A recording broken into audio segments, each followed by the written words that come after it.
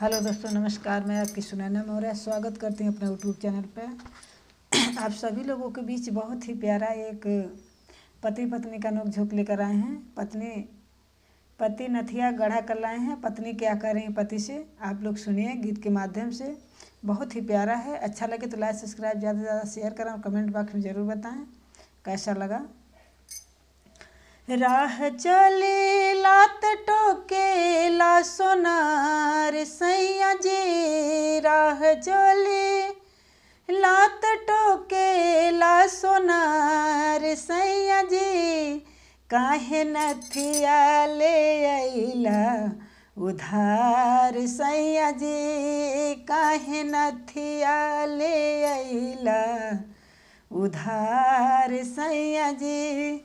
राह चोली लात टोके ला सोनार राजा जी, राह चोली लात टोके ला सोनार सैया जी, काहे नथिया ले अइला उधार सैया जी, काहे नथिया ले अइला उधार सैया जी। चली धोके रहिया चाहे चली धोके गली, चली धोके रहिया चाहे चली धोके गली, कहेला कि ने आवा सुन कली, चली धोके रहिया चाहे चली धोके गली, कहेला कि ने आवा मोरी कली, कहेला कि ने आवा सुन कली।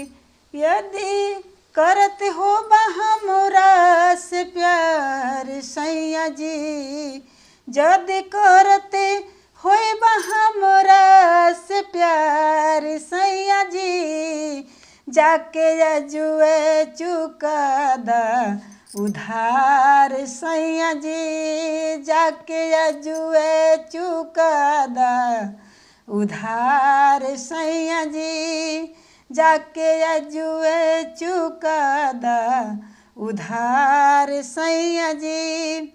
सज सबर के जब पेन्हिला गहनवा, सज संवर के जब पेन्हिला गहनवा, पड़ी जाला फीका जब देला वो रहनवा, पड़ी जाला फीका जब देला वो रहनवा,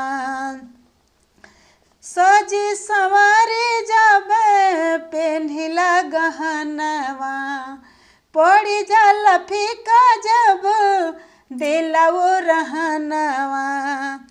गइल मुश्किल भइल बाजार सैया जी, गइल मुश्किल भइल बाजार राजा जी, काहे नथिया गढ़वला उधार राजा जी, काहे नथिया गढ़वला उधार राजा जी। राह चली लात टोके ला सोनार सैया जी, राह चली लात टोके ला सोनार सैया जी, काहे नथिया गढ़वला उधार सैया जी, काहे नथिया गढ़वला उधार सैया जी। धन्यवाद।